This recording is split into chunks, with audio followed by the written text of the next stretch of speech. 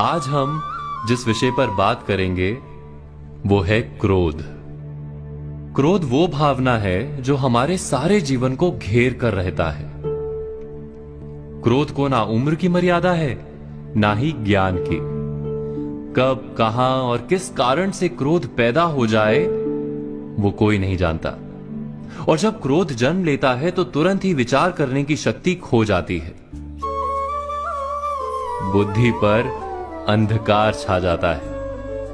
वर्षों के संबंध पल भर में टूट जाते हैं। सारा जीवन बिखर जाता है। किसी भी कारागार में जाकर देखिए, अधिकतर अपराधी क्षण भर के क्रोध का दंड भोगते हुए दिखाई देंगे, पर फिर भी हम क्रोध पर अंकुश नहीं लगा पाते। बार बार हम क्रोध ना करने का प्रण तो लेते हैं, पर बार बार हमसे क्रोध हो जाता है। ये क्रोध वास्तव में क्या है, क्यों जन्मता है और क्यों अंकुश में नहीं रहता? उदाहरण के लिए आप एक बालक को देखिए। उसे किसी वस्तु की इच्छा होती है और उस समय अगर उसे वो नहीं मिलती या कोई उसे भयभीत करता है तो वो प्रतिक्रिया देता है। बालक की प्रतिक्रिया क्रोध है,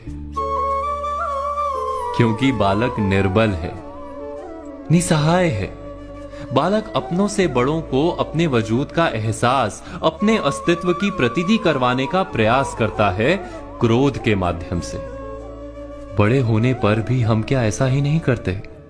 क्या क्रोध हमारे भीतर बैठे बालक का प्रतिभाव नहीं? अर्थात क्या क्रोध वास्तव में केवल बालक जैसे व्यवहार का नाम नहीं? जब अहंकार को घाव होता है, जब भय लगता है, जब कोई वस्तु हमें प्राप्त नहीं होती, तब हमें क्रोध आता है। ठीक किसी बालक की भांति। हम जानते हैं कि आईने के सामने खड़े होकर मुंह बनाने का खेल बालकों को शोभा देता है, बड़ों को शोभा नहीं देता। फिर भी हम बालक की भांति क्रोध करना बंद नहीं करते। हम अनुभव से जानते हैं, दूसरों को देखकर बता सकते हैं कि क्रोध से कभी कुछ प्राप्त नहीं होता। सम्मान हो, संपत्ति हो, प्रेम हो या सुरक्षा हो, क्रोध से नहीं मिलता। मिलता है तो प्रयासों से, कार्य करने से, बुद्धिपूर्वक विचार करने से। मनुष्य मात्र अपनी आदतों के अनुसार ही जीता रहता है। क्रोध भी आदत बन जाती है।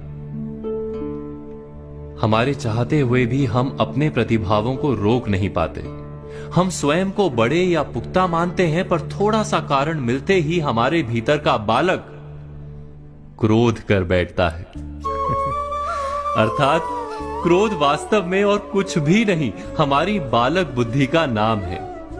जैसे ही हम इतना स्मरण में रखें कि हम बालक नहीं, बालक जैसा व्यवहार हमें शोभा नहीं देता, वैसे ही क्रोध स्वयं ही बंद हो जाता है। क्या ये सत्य नहीं? इस पर विचार मनन अवश्य कीजिएगा।